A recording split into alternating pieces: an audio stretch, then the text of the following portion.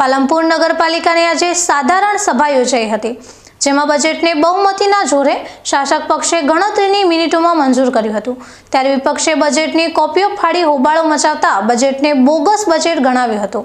પાલનપુર નગરપાલિકાની આજ રોજ યોજાયેલી સાધારણ સભામાં 2025-26 35 કરોડ 18 લાખની પુરાંતવાળું બજેટ રજૂ કરાયું હતું। જે બેઠકમાં કોંગ્રેસના વિરોધ વચ્ચે શાસક પક્ષે ચર્ચા કર્યા વિના ગણતરીની મિનિટોમાં બજેટ મંજૂર કરી દીધું હતું। બજેટ મંજૂર થતાં વિપક્ષે હોબાળો મચાવી બજેટની કોપીઓ ફાડી શાસકો સામે ફેંકી માયક પછાડ્યા હતા। બજેટમાં વિકાસની કોઈ વાત ન હોય વિપક્ષે બજેટને બોગસ ગણાવ્યો હતો। પાલિકાના પાપે પાર્કિંગના અભાવે ઈ-મેમોમાં પાલનપુર નંબર 1 આવ્યો છે, ત્યારે ગરીબોના દબાણો તોડનારા પાલિકા પાર્કિંગ વિનાના કોમર્શિયલ બાંધકામોને છાવરતી હોવાના આક્ષેપો વિપક્ષે કર્યા હતા।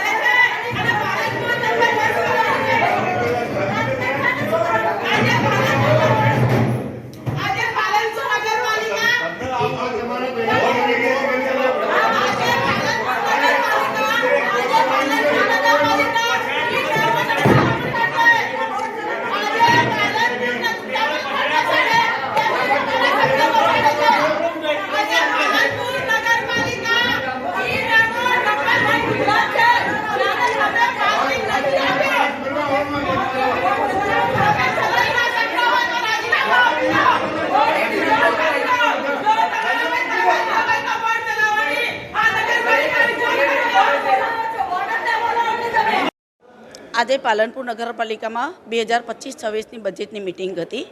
બજેટ અમને મળ્યા પછી અમે જે અભ્યાસ કર્યો એમાં અમને જોવા મળ્યું કે શહેરની અંદર જે લોકો ખૂબ મોટી અપેક્ષા રાખી અને બજેટમાં નવું શહેરના લોકોને શું આપી રહ્યા છે એના માટે થઈને લોકોને એક સારી અપેક્ષા, એક આશા હતી।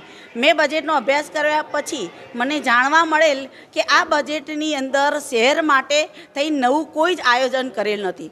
સાચા અર્થની અંદર શહેરની અંદર ટ્રાફિકની સમસ્યા અત્યારે ગંભીર છે।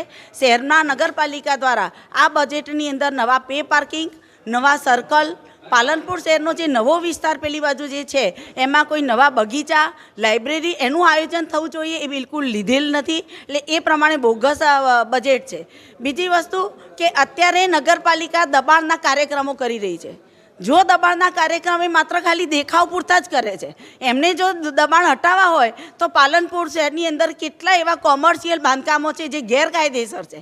એમના જે પાર્કિંગની જે વ્યવસ્થા હોવી જોઈએ એ મંજૂરી આપ્યા પછી બી એ કોમર્શિયલવાળા એ પાર્કિંગનો ઉપયોગ કરતા નથી, ક્યાં તો ભાડે ચલાવવા આપી દે છે, પાર્કિંગો ધૂળ ખાય છે, પરિણામે સાધનો બહાર ઊભા રહેતા લોકોને ટ્રાફિકની જબરજસ્ત અડચણ ઊભી થઈ છે। એના માટે રજૂઆત કરવા ઊભા થયા હતા।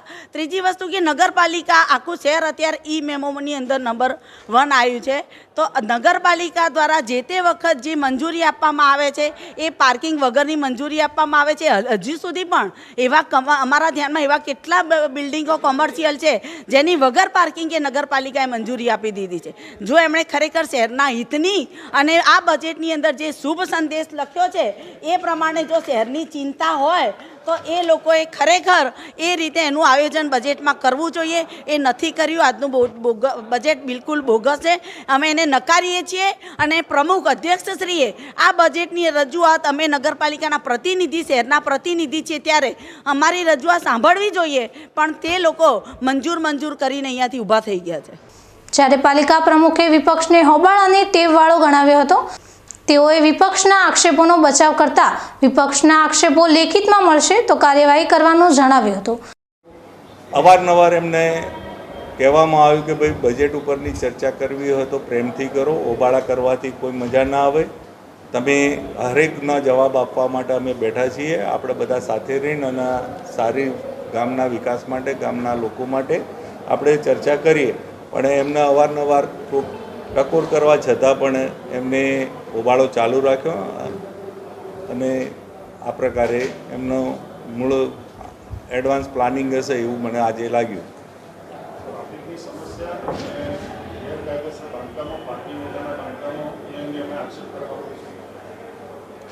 જે પણ પ્રશ્નો હશે મેં એમને એ પણ કીધું કે ભાઈ જે પણ પ્રશ્નો છે તમે લેખિતમાં આપો, આપણે એ પ્રકારે ગેરકાયદેસર બધું જ આપણે કહી દેવાથી નથી, પણ એનો તટસ્થ સાથે આપણાને કંઈક માહિતી આપે તો આપણે એના ઉપર આગળથી કાર્યવાહી કરી શકાય.